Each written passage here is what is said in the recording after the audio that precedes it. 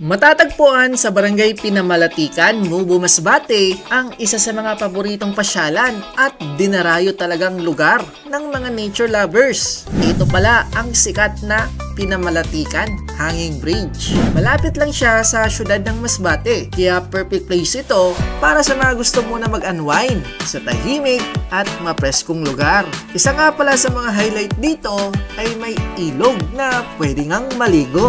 Maganda rin itong lugar para sa mga mahihilig mag-camping. Sa katunayan ay marami na ang mga nagka-camping dito at may mga available din na mga for rent na mga cottages. So guys, nandito naman tayo sa Hanging Bridge. Ito yung harap guys, oh. Yan. May mga naliligo, oh. May mga naglalaba. Sunod na kayo din motor. Ha? Hello, shout out. Actually guys, pwede ipasok dito sa bridge yung motor kaso natakot ako. Baka bumigay. Oh, umuuyog kasi ano. Ayoko may ano, ayoko ipasok. Grabe, ganda no. Para kang nasa rides. Mahangin, presko. Tsaka maganda yung tanawin. Nakapunta ka na ba dito dati? Wala pa ngayon. Di ba? First time pa lang? Ano masasabi mo sa ano? Maganda, may dadaan motor.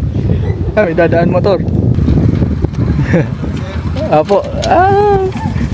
Yeah, igo. So dapat mabilis pala tayo dahil daanan to ng mga motor. Pero kasya ano?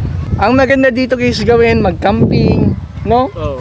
Dala kayo ng camping set nyo, mga upuan, tapos pwede kayo dito mag-relax lang, magluto-luto habang ni-enjoy yung kapaligiran. Yan. Ang ganda ng kapaligiran. Oo. Ayos to guys na lugar para sa mga mahilig mag-camping dyan. Mag-tent lang kayo siguro. Pwede dito di ba? Matulog. Try natin sunbirds, no? Dito sa challenge, dito matutulog. Dito tayo matulog. Dala tayo. Dadaang motor. Dito tayo sa hanap tayo pisto. May mga cottage naman. So guys, nandito na kami sa baba na itong hanging bridge. Kung nakikita nyo guys, ito yung area kung saan pwede kayo maglatag ng mga dala yung mga camping set, mga tent, mga camping chair. Tsaka papresko dito, no? Tahimik ng birds, no? Sarap ng hangin. Itong lugar na to guys, perfect to sa mga gusto mag-relax talaga, na gustong ng tahimik na lugar, no? Malayo sa ingay ng syudad. Yan, mapag-isa. Kung gusto mo, kung kaya mo mag-travel na solo ka lang, sige. Mas maganda kapag may kasama. Siyempre, para may kwentuhan. May kasama. Kwentuhan. Kasi kung mag-isa ka, boring naman. Parang ang lungkot. Wala kang maririnig dito ng mga tambutsyo ng motor, kundi mga ibon, ano? Oo. Mga tweet ng ibon. Rinig nyo ba yun guys? Kaso nga lang, yung ibang mga dumadayo dito, yung mga kalat nila yun. Pero sa Facebook, mga nagpipicture dyan lang sa bridge. Oo, sa bridge lang. Yun nga birds, ito oh. May mga nakikita tayo dito, mga napag-iwanan o iniiwan ng mga kalat ng mga bumibisita dito. Huwag nyo nga ikalat yung basura nyo. Huwag nyo iwan, no? Save the environment. Right. Save natin ang Mother Earth. Yan. Tandaan yan yung sabi ni Robertson. Save the Mother Earth. Huwag nyo iiwan mga kalat natin. Dahil para... Sa atin din kasi ang balik yan eh. Dahil respeto na lang sa kalikasan, tapos sa mga susunod na mga... Henerasyon. Yan, henerasyon. Grabe talaga yung mga terminology din sa Robertson. Gusto ko sa imo. Kaya ginupod ko din sa Robertson dahil nakakaalam tayo ng mga lingwahe. Mga lingwahe. Ng mga salita ng mga malalalim.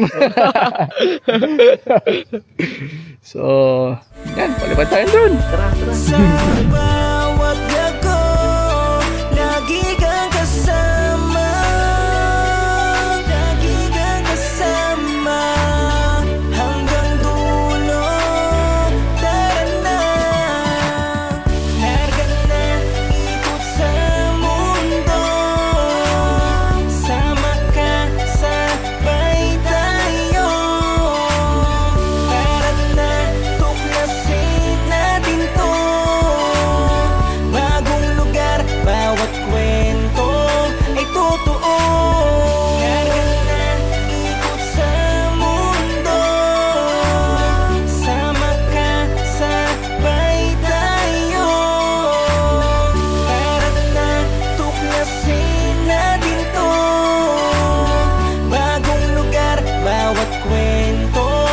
totoo.